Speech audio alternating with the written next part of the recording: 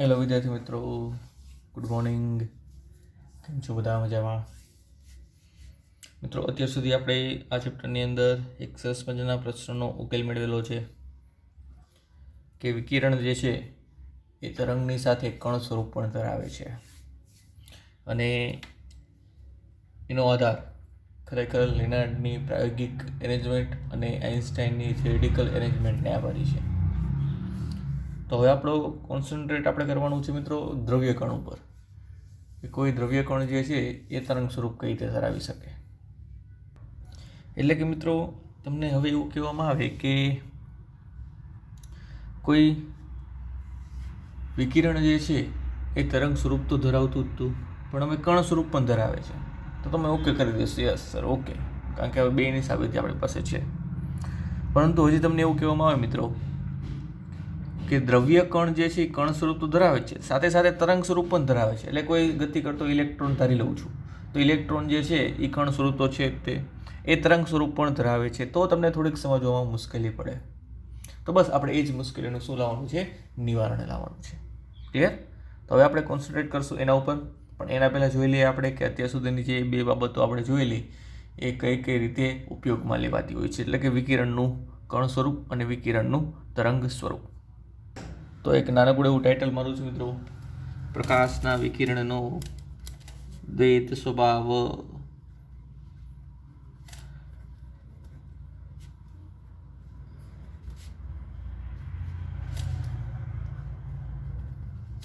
પછી આપણે ચર્ચા કરીએ કણ સ્વરૂપના તરંગ સ્વભાવ તરફ. ક્લિયર?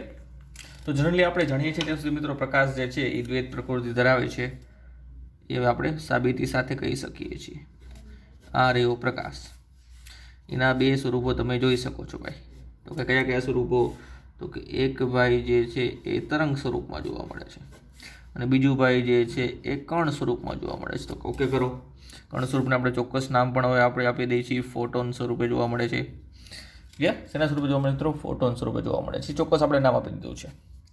તો તરંગને લઈને અમુક ઘટનાનો આપણે અભ્યાસ કરવાનો છે ચેપ્ટર નંબર 10ની અંદર, જે અત્યાર સુધી આપણે ચાલ્યું નથી. તરંગ પ્રકાશ શાસ્ત્ર. કેવી કેવી ઘટના? તો કે ભાઈ વ્યતિકરણ જે છે, વિવર્તન છે, ધ્રુવીભવન છે, આવી બધી ઘટનાનો અભ્યાસ પ્રકાશના તરંગ સ્વરૂપને લઈને કરી શકાય છે. હાઇઝનબર્ગના સિદ્ધાંત છે, હાઇગેન્સનો સિદ્ધાંત છે એના પરથી. ક્લિયર? હાઇઝનબર્ગ નહીં, હાઇગેન્સ સિદ્ધાંત. હાઇગેન્સનો જે સિદ્ધાંત છે આ ઘટના સમજાવવામાં આપણને ખૂબ જ ઉપયોગી બને છે. એવી જ રીતે પ્રકાશના કણ સ્વરૂપ લઈને ફોટો ઇલેક્ટ્રિક અસર, કોમ્પટન અસર, આવી બધી ઘટનાઓનો અભ્યાસ કરી શકાય છે. પણ અહીંયા પ્રકાશનું કમ્પલસરી કેવું સ્વરૂપ જોઈએ છે? કણ સ્વરૂપ જ હોવું જોઈએ. જો આવી બધી ઘટના પ્રકાશનું તરંગ સ્વરૂપ લઉં તો સમજાવી શકાય? તો કે ના. આપણે સાબિતી સાથે જોયું કે ફોટો ઇલેક્ટ્રિક અસરની તરંગવાદ સાથેની સામ્યતા, તો કે એ પ્રાયોગિક અવલોકનથી બધા અવલોકન તેના ઊંધા જ વિરુદ્ધ આવે છે. એવી જ રીતે આવી બધી ઘટના કણ સ્વરૂપ લઈને સમજાવી શકાય? તો કે ના. વ્યતિકરણ, વિવર્તન, ધ્રુવીભવન એ માટે પ્રકાશના તરંગ સ્વરૂપ જ જોઈએ. એટલે કે આ બંનેની ઘટનાઓ જે છે એ અરસપરસના સ્વરૂપો દ્વારા સમજાવી શકાતી નથી. એનો મતલબ એવો થયો કે વ્યવહારની અંદર પ્રકાશના બંને સ્વરૂપનું અસ્તિત્વ હોવું જોઈએ. ક્લિયર? બંને સ્વરૂપનું શું હોવું જોઈએ મિત્રો? અસ્તિત્વ હોવું જોઈએ. તો કયું સ્વરૂપ ક્યારે ઉપયોગમાં લેવું અથવા કયું સ્વરૂપ ક્યારે ગણવામાં આવે છે એ માહિતી આપણી પાસે ખાસ કરીને હોવી જોઈએ. તો મિત્રો યાદ રાખજો, ખાસ કરીને જે આપણી આંખની કીકી જે છે, આંખની કીકી જે છે, બ્લેક કલરની આગળનો ભાગ જે છે, એમાં પ્રકાશ કેન્દ્રિત થતો હોય, પ્રકાશ ગતિ કરતો હોય. ક્લિયર? જ્યારે કેન્દ્રિત થતો હોય, પ્રકાશનું શોષણ થતું હોય, તો એ શોષણ માટે પ્રકાશનું કણ સ્વરૂપ જોઈએ. શેના સ્વરૂપે શોષણ થાય છે? કણ સ્વરૂપે શોષણ થાય છે. કારણ કે આપણે જે ફોટો ઇલેક્ટ્રિક અસર સમજેલી છે એમાં જે આપાત પ્રકાશ કરતા, કોઈ ઇલેક્ટ્રોન ઉત્સર્જન માટે ફોટો સંવેદી સપાટી ઉપર તમે પ્રકાશ આપાત કરતા, તો એ દરમિયાન એમાં રહેલા ઇલેક્ટ્રોન જે પ્રકાશનું શોષણ કરે છે એ કણ સ્વરૂપે કરે છે. આપણે એવી વાત કરેલી હતી. ક્લિયર? તો મિત્રો જ્યારે શોષણ અને ઉત્સર્જનની ચર્ચા કરવામાં આવશે, શોષણ અને ઉત્સર્જનની ચર્ચા, ત્યારે પ્રકાશનું કણ સ્વરૂપ વિચારવામાં આવે છે. અને જ્યારે પ્રકાશનું પ્રસરણ, એટલે એક જગ્યાએથી બીજી જગ્યાએ પ્રસરણ થતું હશે, ત્યારે પ્રકાશનું તરંગ સ્વરૂપ વિચારવામાં આવે છે. ક્લિયર? બંને સ્વરૂપ વ્યવહારમાં અસ્તિત્વ ધરાવે છે. ખાસ જે તમને કીધું એ પણ હું લખી દઉં, ચલો કદાચ યાદ ન રહે, MCQ માટે ઇમ્પોર્ટન્ટ છે. આંખની કીકી દ્વારા પ્રકાશ કેન્દ્રિત થવાની પ્રક્રિયા એ પ્રકાશના તરંગ સ્વરૂપ દ્વારા સારી રીતે સમજી શકે. જો માત્ર કેન્દ્રિત કીધું છે મિત્રો, શોષણ નથી શબ્દ વાપર્યો. ક્લિયર? હવે શોષણ માટેની પણ પ્રક્રિયા લખી દઈ. આંખના પડદામાં રહેલા કોષો જેવા કે રોડ્સ અને કોન્સ, બાયોલોજી વધારે ખબર હશે, દ્વારા પ્રકાશનું શોષણ સમજવા માટે પ્રકાશના કણ એટલે કે ફોટોન સ્વરૂપની જરૂર પડે છે. એટલે ખાસ સમજો મિત્રો કે જ્યારે પ્રકાશ કેન્દ્રિત અથવા વિકેન્દ્રિત થાય એટલે પ્રસરણ પામતો હોય ત્યારે પ્રકાશનું તરંગ સ્વરૂપ વિચારવામાં આવે છે. જ્યારે શોષણની ચર્ચા કરવામાં આવે ત્યારે પ્રકાશનું કણ સ્વરૂપ એટલે કે ફોટોન સ્વરૂપ વિચારવામાં આવે છે. ઇન શોર્ટ હું લખી દઉં તમને, ચલો એટલે ભૂલાય નહીં. ધારો કે આપણે ફોટો ઇલેક્ટ્રિક પ્લેટ છે અથવા કોઈ એક ઉત્સર્જક પ્લેટ છે એવું વિચારેલી, ઉત્સર્જક પ્લેટ છે. આમાંથી પ્રકાશનું ઉત્સર્જન થાય છે. પ્રકાશનું ઉત્સર્જન થાય છે. ક્લિયર? પ્રકાશનું ઉત્સર્જન થાય છે. ચલો આ જગ્યાએથી પ્રકાશનું શું થાય છે? ઉત્સર્જન થાય છે. ઉત્સર્જન થઈને પ્રકાશ શું પામે છે? પ્રસરણ પામે છે. યસ. પછી સામે પાછો કેન્દ્રિત થાય છે. ક્લિયર? તો એ જગ્યાએ પ્રકાશનું શોષણ થાય છે એવું વિચારી દઉં. એટલે કે આ જગ્યાએ ઉત્સર્જન, આ જગ્યાએ શોષણ. ચલો લખી દઈએ આપણે. આ જગ્યાએ શું થાય છે મિત્રો? ઉત્સર્જન. આ જગ્યાએ શું થાય છે? શોષણ. અને વચ્ચે જે છે અહીંયા શું થાય? પ્રકાશનું પ્રસરણ. એવું કહી શકાય. ઉત્સર્જન, શોષણ, આ છે પ્રસરણ. તો ઉત્સર્જન પણ મિત્રો કણ સ્વરૂપે વિચારવાનું છે અને શોષણ પણ કણ સ્વરૂપે વિચારવાનું છે. જ્યારે પ્રસરણ જે છે મિત્રો એ તમારે તરંગ સ્વરૂપે વિચારવાનું છે. પ્રકાશનું વિકિરણનું પ્રસરણ જે છે એ તરંગ સ્વરૂપે થાય છે, પરંતુ ઉત્સર્જન અને શોષણ એ શેના સ્વરૂપે થાય છે મિત્રો? કણ સ્વરૂપે થાય છે. ક્લિયર? એટલે વ્યવહારમાં કયું સ્વરૂપ ક્યારે વાપરવું એ તમારે ખાસ ધ્યાનમાં આપવાનું છે. ક્લિયર? તો આથી બેઝિક પ્રકાશના વિકિરણના દ્વૈત સ્વભાવની વાત. હવે આપણે આગળ વધીશું એક સ્ટેપ, કે જેમ પ્રકાશ કણ અને તરંગ બંને સ્વરૂપ ધરાવે છે. વિકિરણ જે છે એ તરંગ અને કણ બંને સ્વરૂપ ધરાવે છે. કોઈ પદાર્થનો દ્રવ્ય કણ પણ તરંગ સ્વરૂપ ધરાવતું હોવું જોઈએ એવી માન્યતા આપણે વિચારવી જોઈએ. તો આમાં સૌથી પહેલું પગલું જે માંડવાવાળો વૈજ્ઞાનિક હતો એનું નામ હતું લુઈસ દ બ્રોગલી. લુઈસ વિક્ટર, આખું નામ છે લુઈસ વિક્ટર દ બ્રોગલી, પણ આપણે ખાલી દ બ્રોગલી કહીએ છીએ. ઘણી જગ્યાએ ડી બ્રોગલી પણ લખેલું હોય. ક્લિયર? પણ આપણને દ બ્રોગલીમાં મજા આવે છે.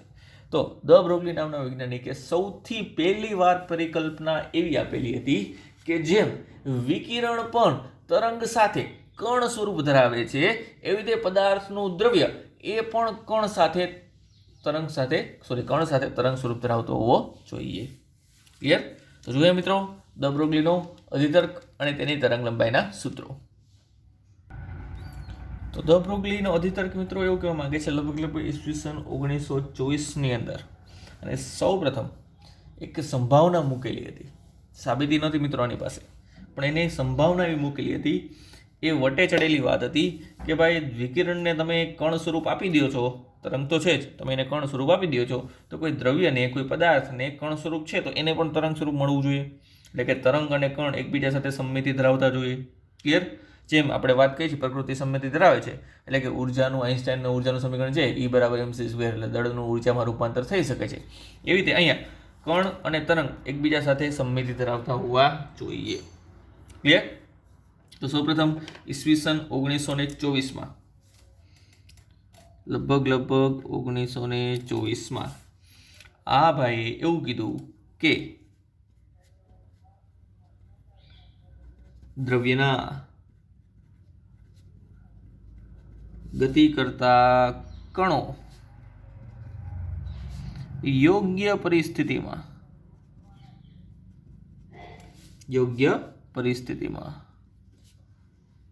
તરંગ જેવી પ્રકૃતિ ધરાવતા હોવા જોઈએ. ખાલી એક સેન્ટેન્સ એવું રજૂ કરેલું છે કે દ્રવ્યના કણો એ પણ તરંગ પ્રકૃતિ ધરાવતા હોવા જોઈએ. ક્લિયર? અને આનું કારણ એવું આપ્યું તેને કે જેમ પ્રકૃતિ સંમતિ ધરાવે છે અને બે કુદરતી દ્રવ્ય અને ઉર્જા પણ સંમતિ ધરાવે છે. ક્લિયર? એવી જ રીતે અહીંયા પણ દ્રવ્યનું કણ અને તરંગ જે છે એ પણ એકબીજા સાથે સંમતિ ધરાવતા હોવા જોઈએ. ક્લિયર? એટલે ઇન શોર્ટ એનો કહેવાનો મતલબ એવો હતો કે વિકિરણની જે દ્વૈત પ્રકૃતિ છે તો એવી રીતે દ્રવ્ય કણની પણ દ્વૈત પ્રકૃતિ હોવી જોઈએ. વિકિરણની દ્વૈત પ્રકૃતિ છે એવી રીતે દ્રવ્ય કણની પણ દ્વૈત પ્રકૃતિ છે. કારણ લખી દઈએ. કારણ કે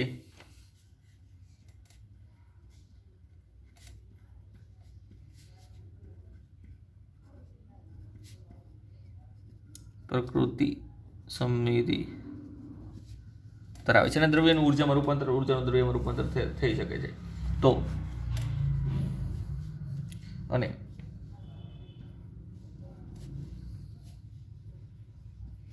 બે કુદરતી સ્વરૂપો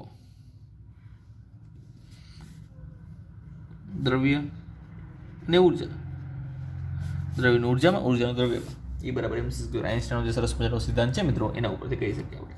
ઉર્જા પણ સમમિતિ ધરાવતા હોવું જોઈએ. પણ સમમિતિ ધરાવતા હોવા જોઈએ. ક્લિયર? આના ઉપરથી એવું કીધું કે કોઈ પણ દ્રવ્ય કણ જે છે એ તરંગ સ્વરૂપ ધરાવતો હશે. દ્રવ્ય કણ તરંગ સ્વરૂપ ધરાવતો હશે. અને જો કોઈ દ્રવ્ય કણ તરંગ સ્વરૂપ ધરાવતો હોય, ક્લિયર, તો કણ તરીકે હમણાં જ આપણે ચર્ચા કરી તરંગનું કણ સ્વરૂપ જે આપણે જોયું એ હમણાં જ જોયું આપણે ફોટોન. અને એના માટે આપણે સરસમાં જો વેગમાનનું સૂત્ર છે તો લખું છું મિત્રો.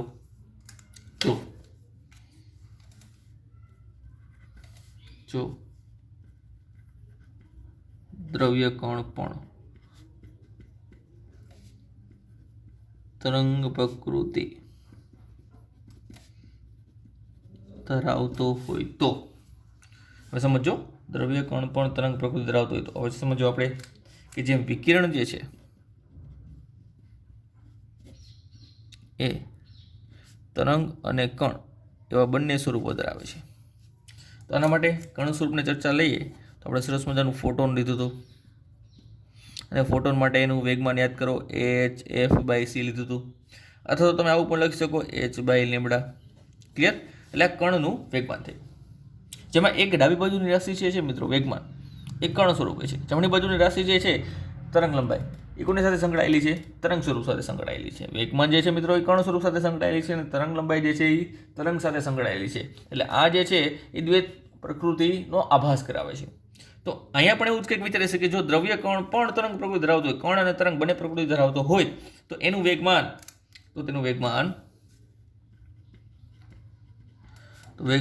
એ પણ હું ફોટોનના વેગમાન જેટલું લખી શકું. જ્યાં ડાબી બાજુની રાશિ છે મિત્રો, ડાબી બાજુની રાશિ એ કોની સાથે સંકળાયેલી છે મિત્રો? ડાબી બાજુની રાશિ કણ સ્વભાવ સાથે સંકળાયેલ. અને જમણી બાજુની રાશિ છે મિત્રો લેમ્ડા એ તરંગ સ્વભાવ સાથે સંકળાયેલ છે. તો આના ઉપરથી જો તમે તરંગ લંબાઈને કરતા બનાવો તો એ દ્રવ્ય કણ તરંગ સ્વરૂપે ધરાવતો હોય તો એ તરંગ સ્વરૂપની તરંગ લંબાઈ પણ તમને અહીંયા મળી જાય. તો lambda is equal two h upon શું થશે? p થશે. તો આ છે મિત્રો જો કણ તરંગ પ્રકૃતિ ધરાવતો હોય તો એની તરંગ લંબાઈ લેમ્ડા ઇઝ ઇક્વલ ટુ શું થશે? h અપોન p થશે. જેને મિત્રો કહેવાય છે દ બ્રોગલી તરંગ લંબાઈ. શું કહેવાય છે? દ બ્રોગલી તરંગ લંબાઈ. તો બીજું કાંઈ નહીં, આ એક જ છે ધ બ્રોગલી તરંગ લંબાઈ.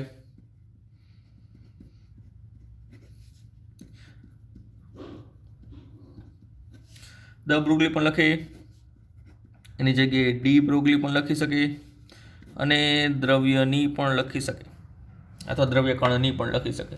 ઇન શોર્ટ આવશે શું? તરંગ લંબાઈ. પછી તમે પીની કિંમત તમે મૂકી શકો છો અલગ અલગ, જે આપણે હવે નેક્સ્ટ જોઈએ છીએ. ક્લિયર? તો મિત્રો ધ બ્રોગલીનો અધિતર્ક આટલો જ હતો અને તેની તરંગ લંબાઈનું સૂત્ર આટલું હતું, જ્યાં પી જે છે એ ગતિ કરતા કણનું વેગમાન છે, અને એ ગતિ કરતો કણ જો તરંગ સ્વરૂપ ધરાવતો હોય તો એની તરંગ લંબાઈ કેટલી હશે? લેમડા જેટલી હશે. અને એ જ તો શું છે મિત્રો? અચળાંક છે. એટલે એના વિશે આપણે બહુ જાજુ જોવાની વાત રહેતી નથી. ક્લિયર? હવે આ ધ બ્રોગલી તરંગ લંબાઈ છે, એના વિવિધ સ્વરૂપો છે, વિવિધ સૂત્રો, એ આપણે હવે જોઈએ. તો નેક્સ્ટ મિત્રો નાનકડો ટોપિક છે એક્સ્ટ્રા સૂત્ર, દાખલા માટે ખાસ ઇમ્પોર્ટન્ટ.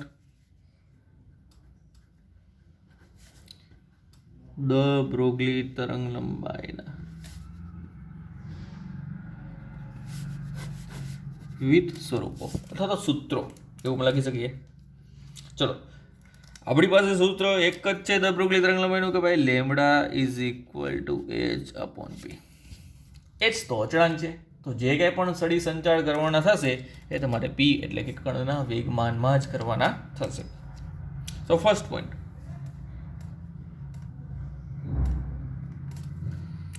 ધારો કે ગતિ કરતા કણનું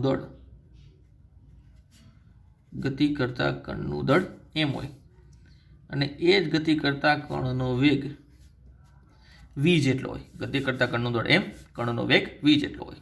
ક્લિયર? તો વેગમાન થશે, તો કણનું વેગમાન થશે પી ઇઝ ઇક્વલ ટુ એમ બી. અને જો આને તમે આ સૂત્રમાં મૂકી દો, એટલે સમીકરણ નંબર 1 માં મૂકી દો. ધારો કે આને આપી દઉં છું સમીકરણ નંબર 1.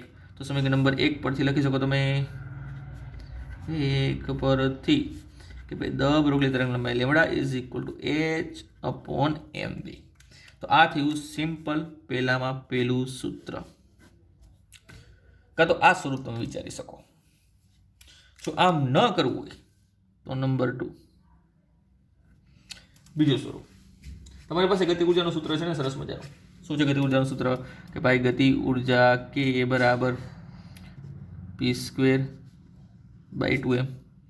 ક્યાંથી આવ્યું છે? 1/mv² માંથી. તેઓ મિત્રો ચિંતા ન કરતા, ખરેખર 1/mv² છે ને, ઉપર નીચે એમ વડે ગુણી નાખું. ઉપર એમ વડે ગુણશું, નીચે એમ વડે ગુણશું, એટલે ઉપર થશે m²v² છેદમાં m.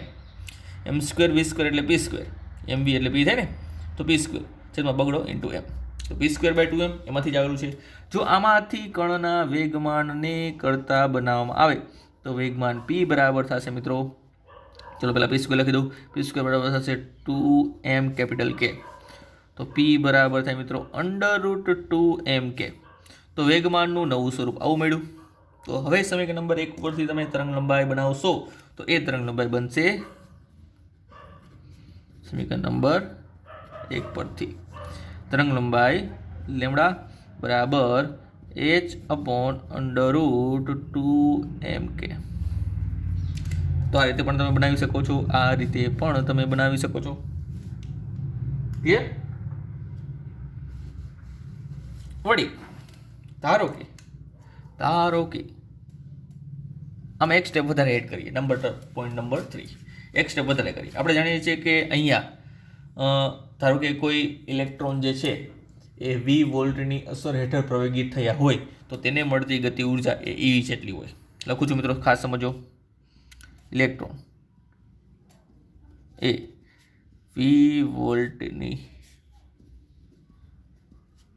અસર હેઠળ પ્રવેગિત થતા